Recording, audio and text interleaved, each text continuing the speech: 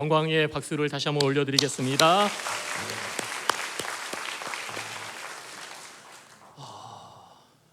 평소에 제가 참 많이 존경하는 우리 정명철 목사님, 정명철 목사님을 대구 교계에서 몇 번 뵌 적이 있는데요, 뵐 때마다 이분은 진짜 찐이다라는 생각을 많이 했습니다. 정말 하나님의 사람이다, 예수님의 사람이다라는 생각을 하면서 내가 할 수만 있다면 이 대흥교에서 부교육자로 사역을 하면서 정명철 목사님에게 목회를 배우고 싶다라는 그런 생각까지 했었는데요, 우리 정명철 목사님이 정말 눈물과 기도로 또 일궈오신 귀한 이 대흥교회, 대구를 흥왕하게 하는 이 대흥교회에서 귀한 강단에서 말씀을 전할 수 있도록 해주신 하나님께 진심으로 감사와 영광을 올려드립니다. 오늘 바울 공동체 헌신 예배라고 들었습니다. 바울 공동체가 20살에서 한 23살 정도 되는 대학생 공동체 맞죠? 맞죠? 네. 찬양하는 거 보니까 맞는 것 같던데. 네. 하여튼 이 귀한 자리에 또 저를 불러주셔서 함께 또 말씀을 나눌 수 있도록 은혜 베풀어 주심에 감사를 드립니다. 오늘 이 시간에는 믿음의 선택이라는 제목을 가지고 여러분과 함께 하나님의 은혜를 좀 나누도록 하겠습니다. 지난 2월이었습니다. 밀라노 코르티 담페조 동계올림픽이 있었습니다. 이 올림픽 이름이 너무 어려워서 그런지 국민적 관심이 지난 다른 동계올림픽보다는 좀 덜 했던 것 같습니다. 저도 거의 보지를 못했어요. 여러분 혹시 이번 동계올림픽에서 우리나라가 몇 위를 차지했는지 아십니까? 잘 모르시죠? 금메달 3개, 은메달 4개, 동메달 3개로 13위를 차지했다고 합니다. 저도 설교를 준비하면서 알았습니다. 이전에는 몰랐어요. 이렇게 국민적 관심이 좀 아쉬웠던 동계올림픽이지만 그럼에도 불구하고 혜성같이 등장한 선수가 한 명 있었습니다. 누구죠? 람보르길리 김길리 선수. 이분도 모르시나요? 정말 성경만 아시는구나. 대단하십니다. 네. 김길리 선수라고 이분이 여자 쇼트트랙 1000m 동메달, 1500m와 3000m 계주에서 금메달을 땄습니다. 그래서 전 국민적으로 김길리 선수 그 이름 3글자가 온 국민의 머릿속에 딱 각인이 됐는데요, 여러분 김길리 선수 말고 다른 쇼트트랙 선수 이름 좀 아십니까? 하긴 김길리도 잘 모르는데 어떻게 다른 분을 알겠습니까? 최민정 선수 정도는 아실 것 같아요. 왜냐하면 최민정 선수는 동계올림픽, 하계올림픽 통틀어 가지고 우리나라에서 금메달을 가장 많이 가지고 있는 선수라고 하더라고요. 그래서 쇼트트랙의 최민정 선수는 상당히 유명합니다. 김길리, 최민정 이 정도는 저도 알고 있습니다. 우리는 금메달을 따고 우리에게 기쁨을 안겨준 선수들을 기억하고 그들에게 환호를 보냅니다. 지극히 당연한 일이지요. 그런데 여러분 생각해보면 그 두 선수뿐만 아니라 모든 선수들이 다 최선을 다했습니다. 피나는 노력을 했습니다. 그리고 사실 실력도 어마어마한 사람들입니다. 대한민국에서 쇼트트랙 국가대표가 된다? 이거는 정말 하늘의 별 따기만큼 힘든 일입니다. 그런데도 우리는 다른 선수들의 이름을 잘 몰라요. 김길리, 최민정 정도는 알지만 다른 선수들의 이름은 잘 알지 못합니다. 이유가 무엇일까요? 저는 그 이유가 1인자이냐 2인자이냐 그 차이에 있는 게 아닌가 생각을 해보게 됩니다. 솔직히 세상은 1인자에게만 주목을 하거든요. 1인자에게만 박수를 보내고 1인자의 이름만 기억을 합니다. 예전에 제가 청년부를 섬길 때 한 청년이 저를 찾아와서 그런 이야기를 했습니다. 세상이 이렇게 1인자에게 주목하는 것처럼 성경도 1인자의 삶만 주목하는 것 같아요 라고 한 청년이 제게 이야기를 하는 겁니다. 이유인즉 여호수아에 대해서는 성경에 많이 나오는데 갈렙에 대해서는 별로 기록된 것이 없다라는 거지요. 그래서 자기가 보았을 때는 하나님 역시 세상과 마찬가지로 1인자만 주목하시고 또 그 1인자만 들어서 사용하시는 그런 분인 것 같다라고 이야기를 했습니다. 여러분은 어떻게 생각하십니까? 여러분도 그 청년과 같은 생각을 갖고 계십니까? 하나님도 세상과 마찬가지로 1인자만 주목하시고 1인자의 삶만 들어서 쓰시는 그런 분이라고 생각하십니까? 저는 오늘 이 시간 이에 관한 이야기를 좀 해보려고 합니다. 먼저 사도행전의 말씀을 가지고 이 이야기를 하려고 하는데요, 우리가 앞서 읽었던 사도행전 15장은 2차 선교여행을 준비하던 과정에서 있었던 갈등의 이야기입니다. 누구와 누구의 갈등이죠? 바울과 바나바의 갈등 이야기입니다. 그럼 왜 갈등했습니까? 이 바나바가 마가라고 하는 요한을 2차 선교여행에 데리고 가자고 했기 때문입니다. 그런데 바울은 절대로 안 된다라고 반대하였지요. 그러면 왜 바울은 안 된다고 했는가?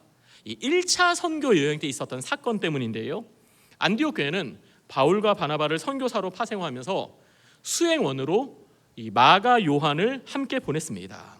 그런데 그 선교 여행이 엄청나게 힘들었던가 봐요. 요즘 같은 세상에도 비행기를 타고 한 일주일 정도 비전 트립, 선교 여행 다녀오면 피곤하잖아요. 그런데 2000년 전에는 어떻겠습니까?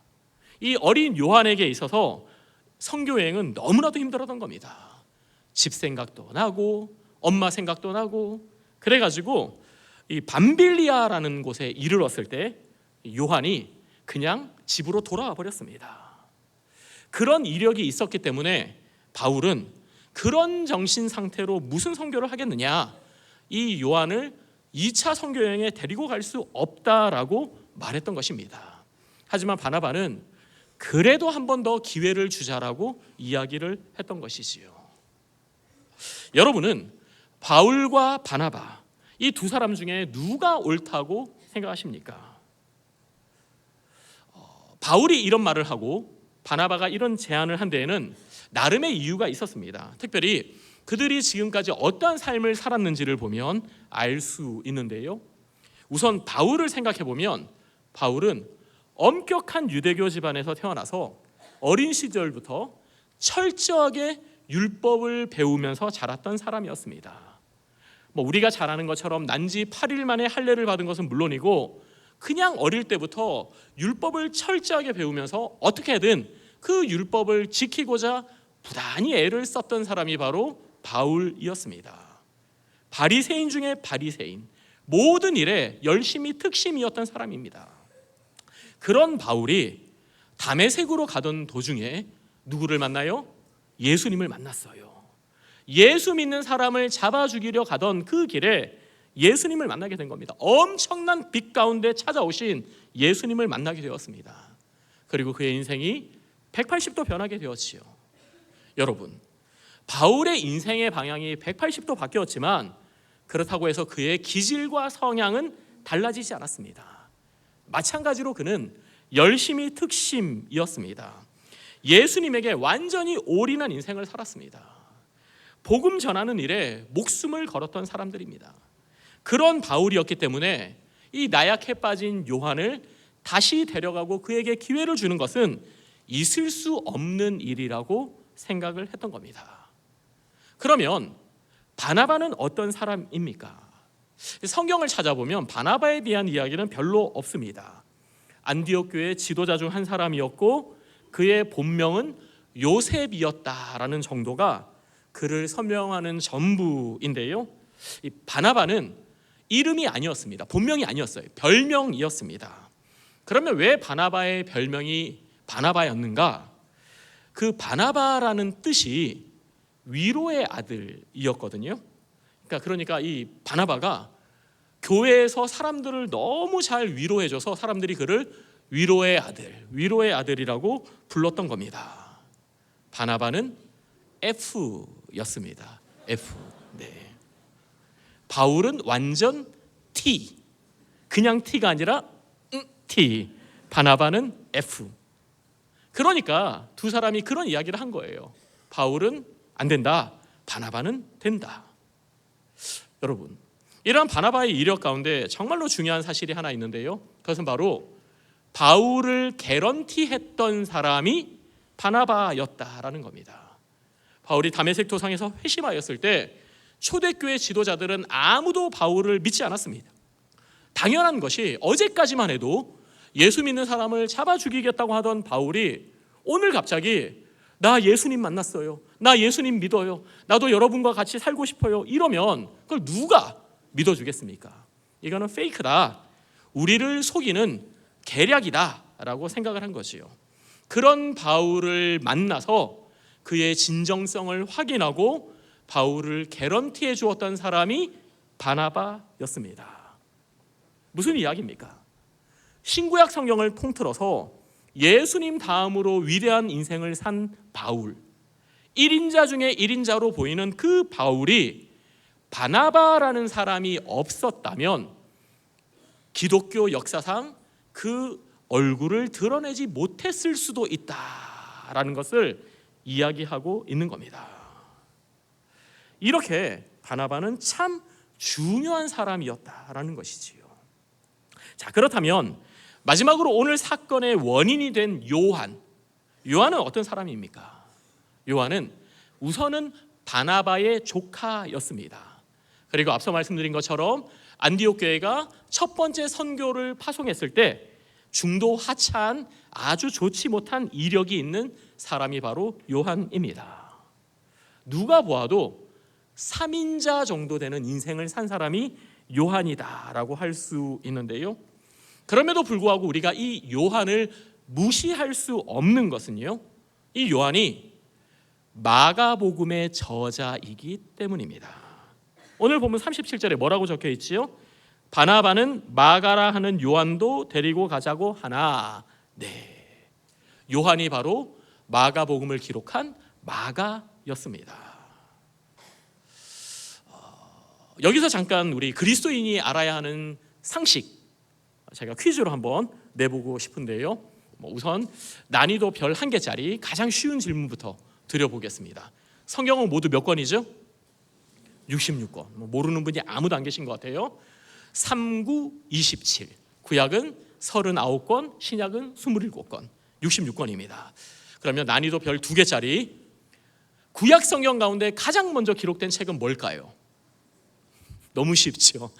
당연히 창세기죠. 구약 성경 가운데 가장 먼저 기록된 책은 당연히 창세기입니다.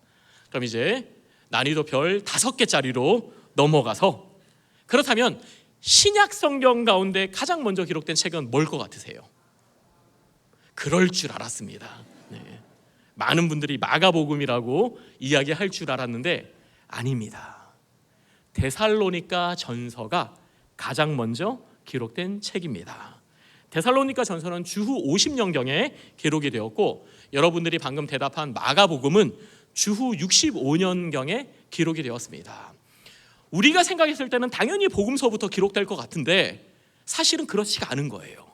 서신서, 데살로니가 전서부터 먼저 기록이 되었습니다. 이유가 뭔지 아십니까? 이 사도행전 1장을 보면요, 예수님께서 승천하시는 장면이 나옵니다. 이 자리에 계신 우리 청년들은 이 마블 세대여서 사람이 하늘을 날아가는 게 별로 이상하게 여겨지지 않으실 거예요. 아이언맨도 있고 토르도 있고, 그죠? 우리 어르신들은 슈퍼맨도 있고, 그래서 사람이 하늘을 날아가는 거 그다지 이상하게 생각되지 않으실 겁니다. 그런데 2000년 전에는 상상도 할 수 없었던 일이거든요. 그런데 예수님이 자신들이 보는 눈앞에서 하늘로 올라가신 거예요. 아이언맨처럼 하늘로 슉 올라가신 거예요. 이 제자들과 120여 명의 성도들이 그 광경을 보고 완전히 넋이 나간 사람처럼 하늘을 바라보고 있었을 때 천사가 뭐라고 얘기합니까? 왜 하늘만 바라보고 있느냐? 너희가 본 예수는 너희가 본 그대로 다시 오실 것이다 라는 이야기를 했습니다. 자, 여러분이 2000년 전에 그 자리에 있었다면 무슨 생각이 들까요? 예수님 곧 다시 오시겠구나. 당연히 그 생각 들지 않겠습니까? 내가 본 그대로 다시 온다라고 천사가 얘기했으니 우리 예수님 금방 다시 오실 거라고 생각을 했을 거예요. 아무리 늦어도 5년 안에, 10년 안에, 정말 100번 양보해도 내가 죽기 전에는 예수님이 다시 오실 거라고 초대교회 성도들, 사도들은 다 그렇게 생각했습니다. 그래서 그들은요, 한가하게 복음서 기록하고 있을 시간이 없었어요. 빨리 나가서 복음 전해야 됐거든요. 내가 만난 예수님, 나를 위하여 십자가에서 죽으신 예수님, 부활 승천하신 예수님을 빨리 나가서 전해야지 언제 앉아가지고 복음서를 쓰고 있습니까? 그래서 복음서 쓰지 않았습니다. 서신서는 바울이 그리고 다른 사도들이 필요에 의해서 쓴 편지이잖아요. 그게 성경이 된 겁니다. 그래서 신약 성경 가운데 가장 먼저 기록된 것은 데살로니가 전서입니다. 그래서 데살로니가 전서를 보면 임박한 재림 사상이 성경 안에 잘 들어 있습니다. 금방이라도 예수님이 다시 올 것 같은 느낌이 이 데살로니가 전서는 주고 있습니다. 그런데 여러분, 예수님이 금방 오셨나요? 안 오셨나요?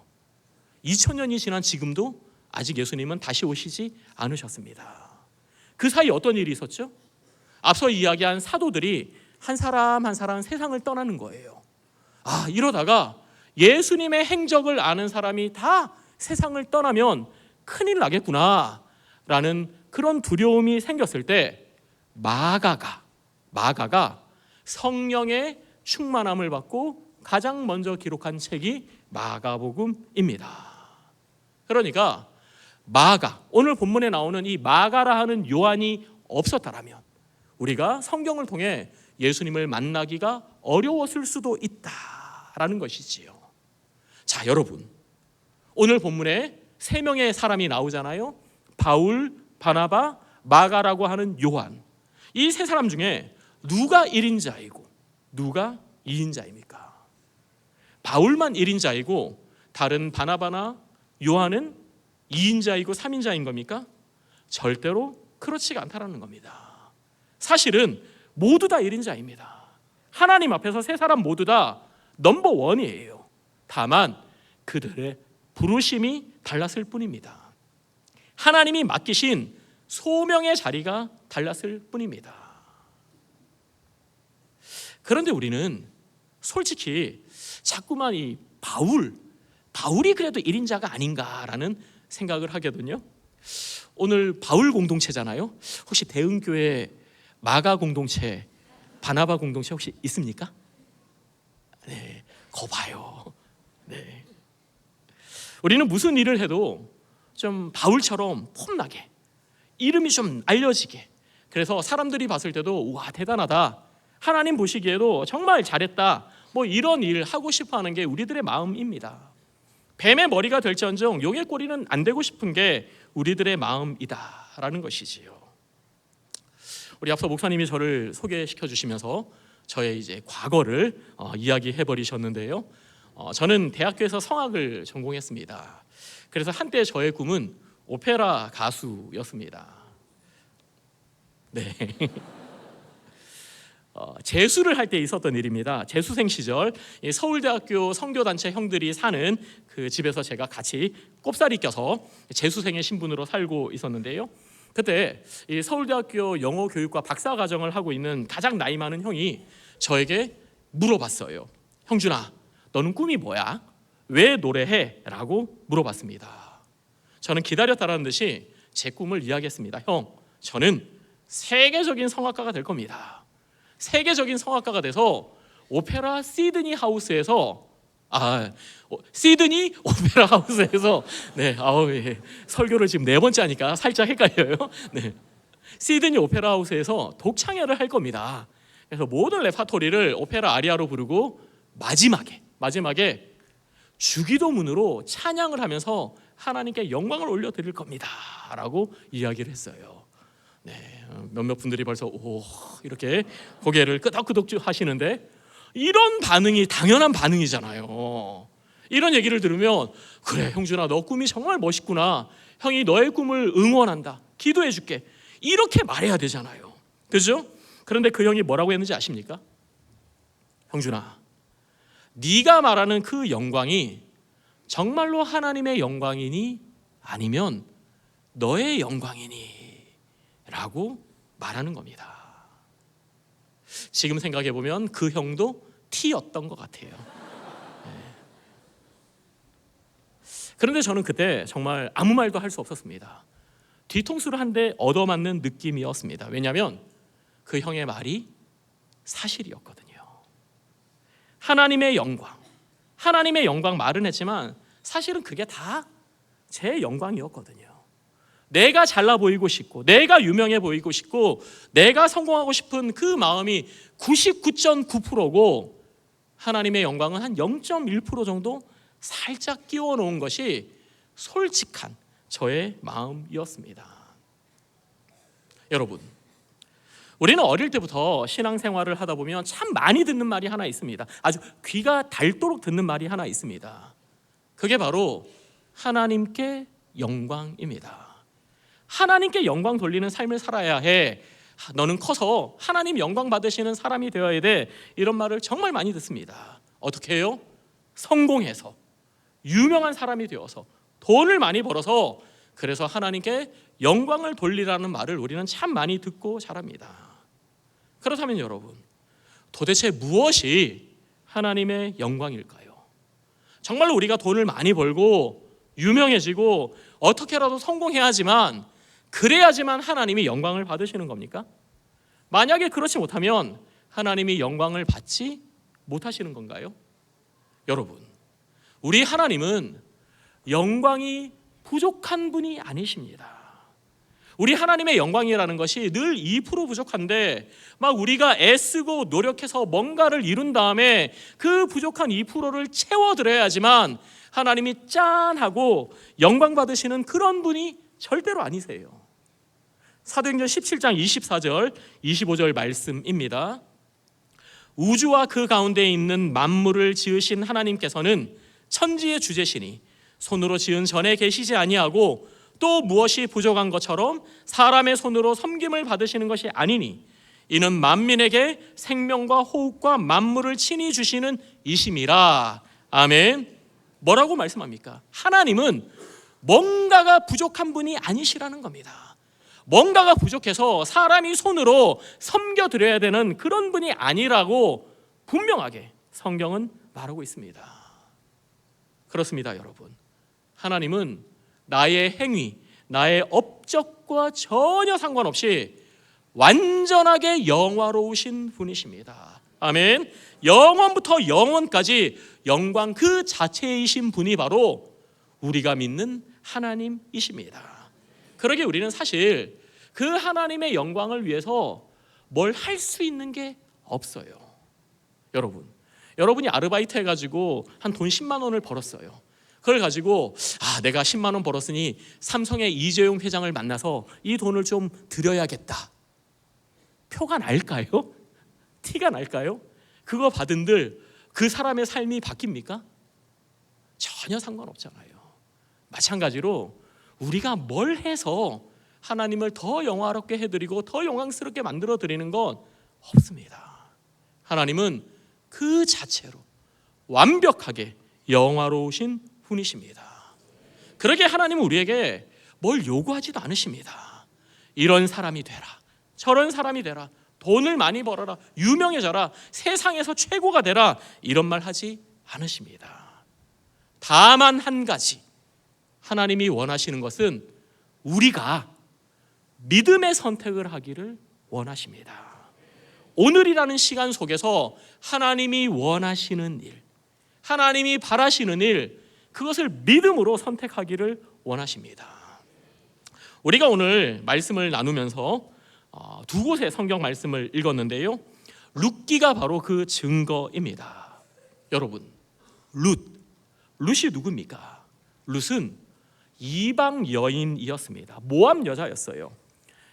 이 룻의 삶을 보면요, 사실 그녀는 1인자, 2인자는커녕 3인자도 못 되는 그런 사람입니다. 왜냐하면 구약의 율법을 보면요, 룻이 속해 있던 모압 조속은 절대로 하나님의 백성에 들어갈 수 없는 사람이었기 때문입니다.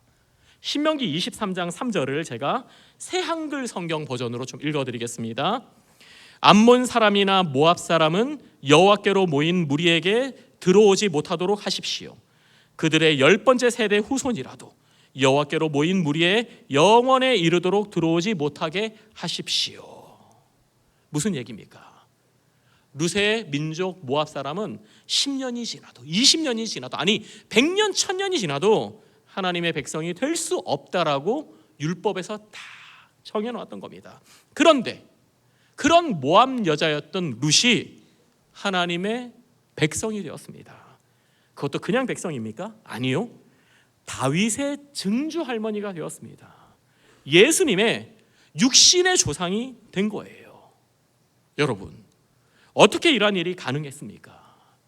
그것은 바로 룻이 믿음의 선택을 했기 때문입니다. 앞서 우리가 읽었던 룻기 1장 16절 17절을 다시 한번 읽어보겠습니다. 시작. 룻이 이르되 내게 어머니를 떠나며 어머니를 따르지 말고 돌아가라 강권하지 마옵소서. 어머니께서 가시는 곳에 나도 가고 어머니께서 머무시는 곳에서 나도 머물겠나이다. 어머니의 백성이 나의 백성이 되고 어머니의 하나님이 나의 하나님이 되시리니 어머니께서 죽으시는 곳에서 나도 죽어 거기 묻힐 것이라. 만일 내가 죽는 일 외에 어머니를 떠나면 여호와께서 내게 벌을 내리시고 더 내리시기를 원하나이다 하는지라. 아멘. 네. 우리 대형교회 성도님 정도면 룻의 가정사 모르고 있는 분 아무도 안 계시잖아요, 그죠? 룻과 나오미와의 관계, 나오미가 모압 땅에서 어떤 일을 겪었는지, 남편도 죽고 두 아들도 죽고 그 일을 우리는 다 알고 있습니다. 그렇게 남편도 죽고 두 아들이 죽었을 때 나오미는 이제 더 이상 나는 소망이 없다, 이 땅에서 소망이 없다 생각하며 베들레헴으로 돌아가기로 결단합니다. 그리고 두 며느리를 불렀지요. 오르바와 룻을 불러서 이제 너희도 너희 갈 길을 가라, 나는 고향으로 돌아가겠다라고 이야기를 했습니다. 그때 오르바는 못 이기는 척하고 친정으로 돌아가 버렸지요. 하지만 룻은 어떻게 합니까? 절대로 그럴 수 없습니다. 어머니가 가시는 곳에 나도 가겠습니다. 어머니가 머무시는 곳에 나도 머물겠습니다. 어머니의 백성이 나의 백성이 되고 어머니의 하나님이 나의 하나님이 되겠습니다라고 결단을 하였습니다. 아니, 시어머니가 좋으면 얼마나 좋다고 이렇게까지 이야기하는 겁니까? 우리 며느리들 이해가 되시나요? 물론 나오미는 참 좋은 시어머니였던 것 같아요. 그럼에도 불구하고 룻이 이렇게 이야기한 것은요, 단지 인간적인 마음에 시어머니 나오미가 좋아서가 아니라 계속해서 하나님을 섬기고 싶다라는 마음이 그녀에게 있었기 때문입니다. 그래서 이것은 룻의 믿음의 선택이었습니다. 친정으로 돌아가면 다시 모압 족속이 섬기는 우상을 섬길 수밖에 없는 상황이 되기 때문에 내가 하나님을 만났는데, 하나님의 백성이 되었는데 이제는 그럴 수 없다라고 마음을 먹고 어머니를 따라 어머니의 고향 베들레헴으로 돌아오게 되었다라는 것이지요. 믿음의 선택을 하였기 때문에 룻은 다윗의 증조 할머니, 그리고 예수님의 조상이 되는 엄청난 영광을 얻게 되었던 것입니다. 여러분, 하나님이 여러분에게 원하시는 것은 딱 한 가지, 믿음의 선택입니다. 여러분이 오늘이라는 삶 속에서 믿음의 선택을 하기를 원하십니다. 그때 하나님은 여러분의 삶을 완전히 책임져 주십니다. 룻이 이러한 믿음의 선택을 하고 베들레헴으로 돌아왔을 때 어떤 일이 있었습니까? 우리가 잘 아는 것처럼 하나님이 보아스를 만나게 해주셨습니다. 보아스를 만나서 룻의 모든 인생의 문제가 다 해결되는 놀라운 일을 하나님이 허락해 주신 겁니다. 그저 하나님만 바라보고 믿음의 선택을 했을 뿐인데 하나님께서 그녀의 삶을, 그녀의 전 인생을 완전히 책임져 주시는 놀라운 은혜를 베풀어 주시고 허락해 주셨던 것입니다. 그런데요, 이것은 룻만의 이야기가 아닙니다. 저의 삶을 돌아보면 정말 그렇구나라는 것을 알 수 있는데요, 하나님께서는 저의 삶도 책임져 주고 계십니다. 이런 얘기는 안 하려고 했는데 우리 목사님께서 저의 간증을 좀 해줬으면 좋겠다라고 해가지고 제 이야기를 조금 드리면요, 저는 우선 떨어지는 것에 있어서 불합격, 떨어지는 것에 있어서 아주 이골이 난 사람이었습니다. 하도 많이 떨어져 봐가지고 시험 그러면 트라우마가 있는 사람이었습니다. 우선 제가 대학을 들어갈 때 재수도 아니고 삼수도 아니고 무려 사수를 해서 대학에 들어갔습니다. 물론 수능 시험은 3번을 봤는데 나이로는 사수를 해서 대학을 들어갔습니다. 제가 성악을 전공했기 때문에 대학교 다닐 때 콩쿠르도 엄청 많이 나갔거든요. 뭐 KBS 콩쿨, 중앙 콩쿨, 동아 콩쿨, 음역 콩쿨, 이대훈 콩쿨, 정말 수십 가지의 콩쿨을 나갔는데 붙어본 일이 없습니다. 싹 다 떨어졌어요. 심지어 군대도 2번 떨어지고 3번째 합격해서 갔습니다. 군대를 가는데 뭘 떨어지고 붙느냐? 제가 군악대 출신이거든요. 이 차은우가 지금 군 생활하고 있는 국방부 군악대를 제가 나오게 됐는데, 이 국방부 군악대 모병 시험을 2번 떨어지고 3번째 합격했습니다. 그런데 그 3번째도 떨어질 뻔했는데 겨우 붙었어요. 지금은 제가 이렇게 날씬한데 그 당시에 제가 좀 한창 노래를 할 때라 좀 체격이 좋았거든요. 그래서 제가 분명히 그날 모병 시험 보러 온 사람들 중에 노래를 제일 잘했어요. 그런데 군악대장이 쟤 너무 뚱뚱해서 못 붙겠어 라고 생각을 한 거예요. 왜냐하면 군악대는 노래를 할 때 행사에 나가서 노래를 하는데 멋있게 각군복을 입혀놓으면 도무지 폼이 날 것 같지 않다라는 거죠. 그래서 아무리 노래를 잘해도 쟤는 뽑을 수가 없어 라고 하는 거를 제가 가서 군악대장님 앞에 가가지고 제가 입대할 때까지 반드시 살을 빼고 오겠습니다 라고 약속을 하고 합격이 된 거예요. 그리고 정말 15kg를 빼고, 아니 뭐 박수 치실 거 아니에요. 군악대를 가게 됐습니다. 운전면허 시험 몇 번쯤 떨어졌을 것 같으세요? 기능만 9번 떨어지고 10번 붙었습니다.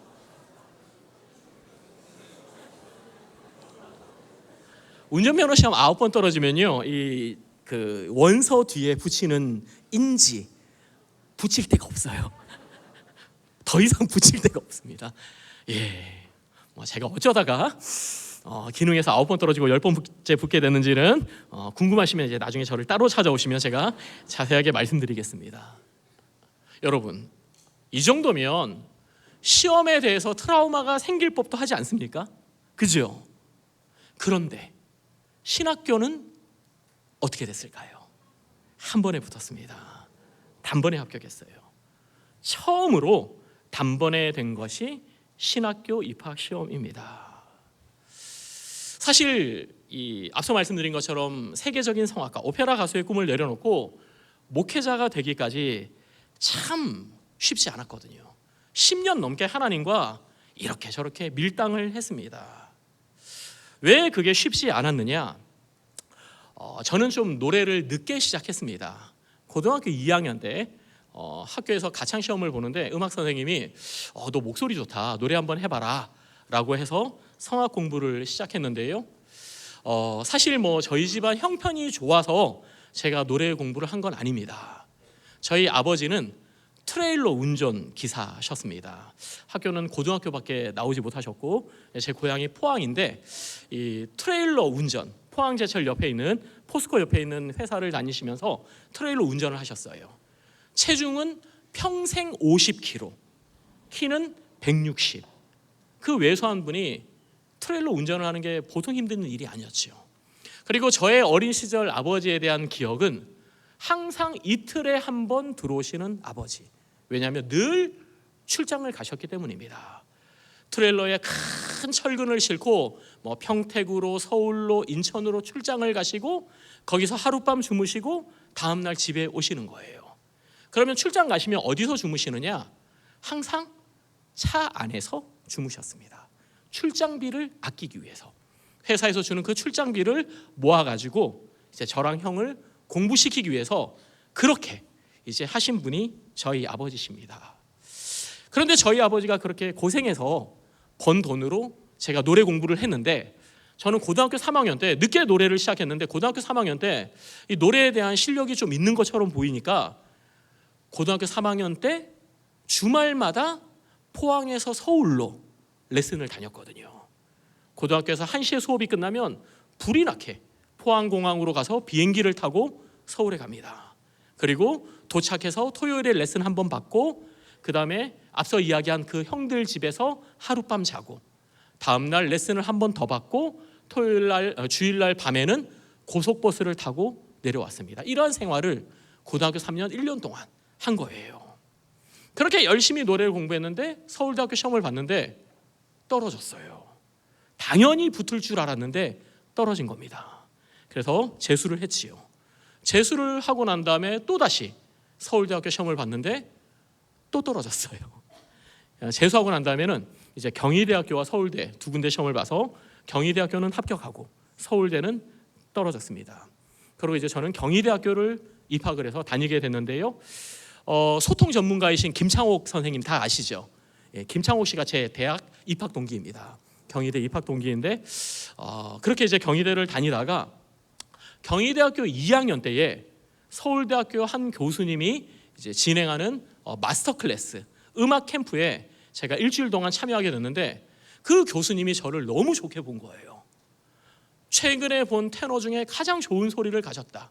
황금 트럼펫 같은 소리를 갖고 있다. 정말 너는 좋은 성악가가 될 거다. 막 이렇게 극찬을 해주시는 겁니다. 누가요?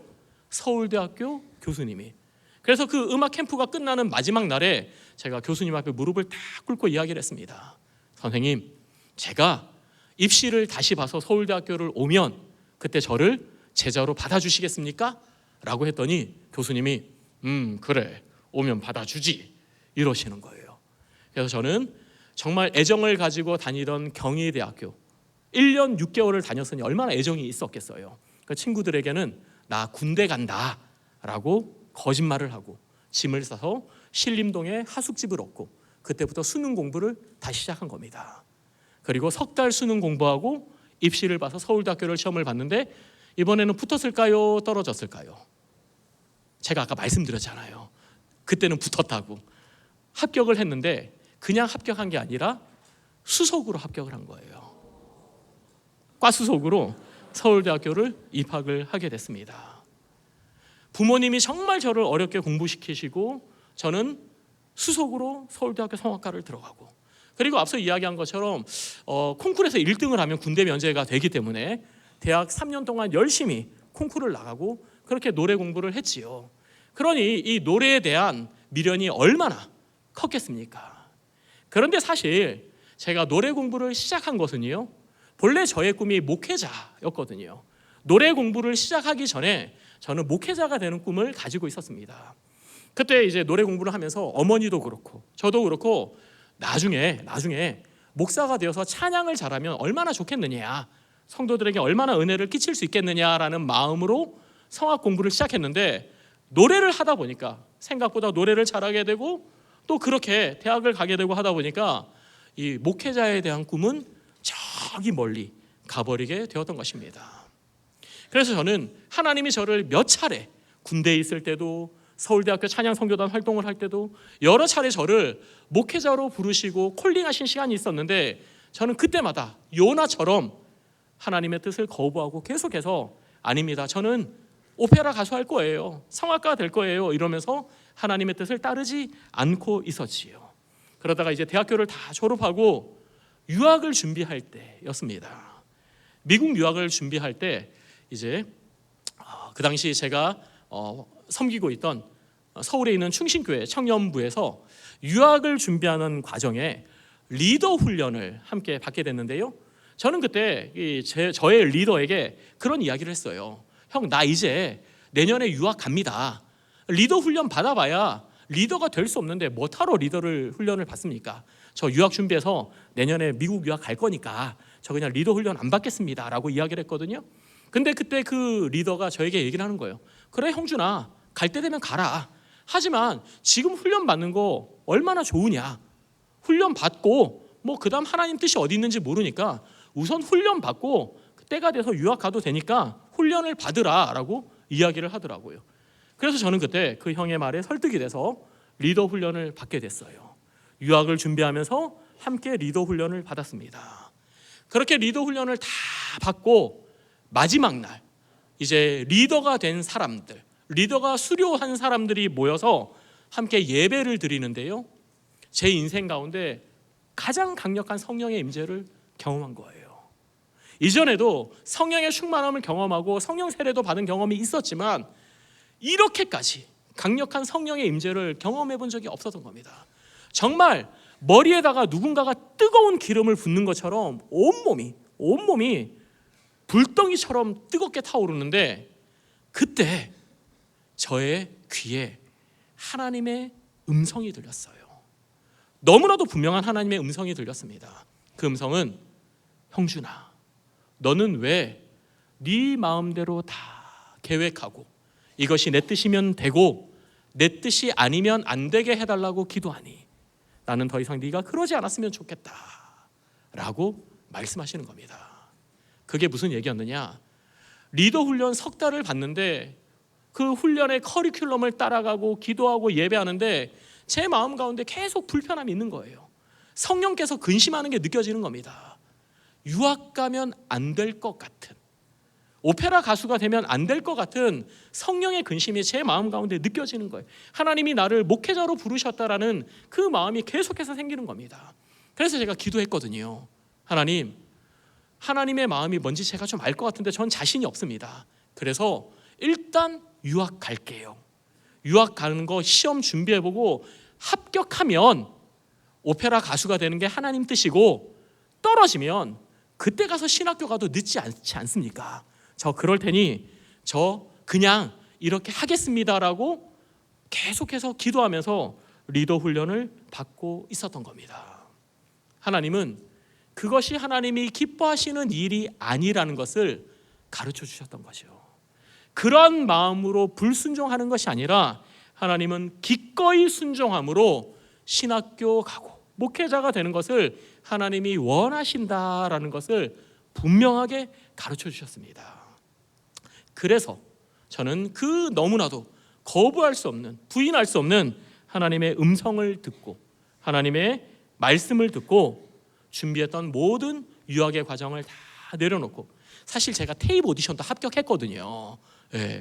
어플라이 한 5개 학교 다 테이프 오디션 합격하고 가서 실기시험만 보면 되는 상황이었는데 그것을 다 주님 앞에 내려놓고 신대원 입시를 준비를 시작을 했던 겁니다. 그러고 난 다음에 감사하게도 하나님께서 앞서 말씀드린 것처럼 한 번에 신학교 입시를 합격하게 해주셨다라는 것이지요. 그런데 여기서 참 놀라운 것은요, 제가 대학교 입학할 때 수능시험을 여러 차례 봤지만 그 수능시험 3번 볼 때마다 저는 항상 수학과 영어는 포기하고 시험을 봤습니다. 국어와 다른 수리탐구2는 그래도 제법 공부를 했는데 수학하고 영어는 완전히 젬병이었던 거예요. 그래서 대학교 1학년 때 이제 서울대학교 그 당시에 탭스 성적이 뭐 몇 점 이상이어야지 졸업이 된다, 이런 소문이 있었던 당시가 있었는데요. 조금이라도 영어를 잘할 때 탭스 성적을 받아놓자라고 생각해서 대학교 1학년 때 탭스 시험을 봤는데 990점 만점에 제가 200점이 안 나왔어요. 찍은 게 아닙니다. 문제를 열심히 풀었어요. 그런데 200점이 안 나왔거든요. 그만큼 제가 영어 성적이, 영어 실력이 바닥이었어요. 그런데 신학교 입시를 볼 때 중요한 게 영어였거든요. 성경만큼이나 영어 성적이 중요했습니다. 그런데 제가 어떻게 신학교를 한 번에 합격할 수 있었느냐? 저는 본래 대학교 때 이탈리아로 유학을 갈 생각이 있었어요. 나는 무조건 이탈리아로 간다. 이탈리아로 가서 벨칸토 창법을 배워서 세계적인 성악가가 되겠다라는 꿈을 가지고 있었는데요. 제가 대학 다닐 때 이 놀라운 일이 있었습니다. 어떤 일이 있었느냐? 유럽이 EU로 통합이 된 거예요. EU로 통합이 되면서 원래 이탈리아가 리라라는 돈을 썼는데 유럽으로 통합이 되면서 유로화를 쓰게 되고, 그러면서 이탈리아의 물가가 엄청나게 오른 겁니다. 이탈리아 유학을 갔다 오신 저희 선생님이 하는 얘기가, 형준아, 너 집안 형편 안 좋잖아. 그러면 이태리로 유학 못 가. 가서 공부할 수가 없어. 너 미국으로 유학 가. 그러시는 거예요. 미국에 유학 가면 뭐 한인교회 가서 지휘도 할 수 있고, 하다못해 아르바이트도 할 수 있고, 뭐 학비는 장학금 받을 수 있으니까 너는 미국으로 유학을 가야 된다라고 이야기해서, 선생님 저 영어 못합니다. 영어 완전히 바닥입니다. 못하는 게 어딨어. 지금부터 해. 그래가지고 유학 준비하면서요, 서울에 있는 해커스 어학원 다니면서 하루에 단어 400개씩 외우면서 어깨에 침 맞아가면서 공부했습니다. 진짜로. 와, 제 인생에 그렇게 열심히 공부해 본 적은 딱 그때, 그리고 신대원 입시 준비할 때 딱 2번이었거든요. 저는 믿습니다. 하나님이 저를 신학교 보내시기 위해서 유럽을 통합시킨 걸로. 저는 정말로 저 때문에 유럽이 통합이 된 거예요. 저 신학교 보내시려고. 할렐루야. 네. 그래서 영어 성적이 나와서 신학교를 한 번에 간 겁니다. 그렇게 하나님의 뜻을 따르니까요, 하나님이 아내도 만나게 해주시는 거예요. 제가 이제 신학교 가겠다고, 신학교 입학했을 때도 아니에요. 신학교 가겠다고 딱 마음을 먹었을 때 이전까지 저의 이 배우자에 대한 기도 제목이 있었거든요. 노래 공부를 했으니까 하나님, 저는 음악하는 여자를 만나고 싶습니다. 같이 유학 가고 싶은 여자를 만나고 싶습니다. 그래서 딱 유학 가서 아침에 햇살이 딱 내리칠 때 아침에 일어나서 토스트를 같이 먹으면서 큐티를 하는, 같이 유학 생활을 즐길 수 있는 그런 배우자를 만나고 싶습니다라고 기도했는데, 신학교를 가고 목회자가 되겠다고 생각하니까 뭐 지난 몇 년 동안 기도해온 그 배우자에 대한 기도의 제목이 한 번에 사라지더라고요. 그래서 제가 하나님께 기도했지요. 진심으로 기도했습니다. 정직하게 기도했습니다. 하나님이 저를 독신으로 살라고 하시면 순종하고 독신으로 살겠습니다. 대신에 저의 짝이 나타나면 그 사람이 제 짝인 걸 알 수 있도록 머릿속에 종이 울리듯이 그 사람이 제 사람인 걸 알게 해주십시오라고 성령 충만한 가운데 기도했습니다. 그랬더니 봉정하다 라고 말씀하시는 거예요. 진짜로. 저희 집사람 이름입니다. 네. 그 당시에 저랑 같이 청년부에서 함께 리더로 섬기고 있었는데, 뭐 둘이 그렇고 그런 사이 아니었거든요. 서로 전혀 관심이 없었어요. 그런데 진짜 하나님이 딱 4글자로 봉정하다라고 말씀해 주시는 거예요. 할렐루야. 네, 진짜로. 안 믿으시는데 진짜예요.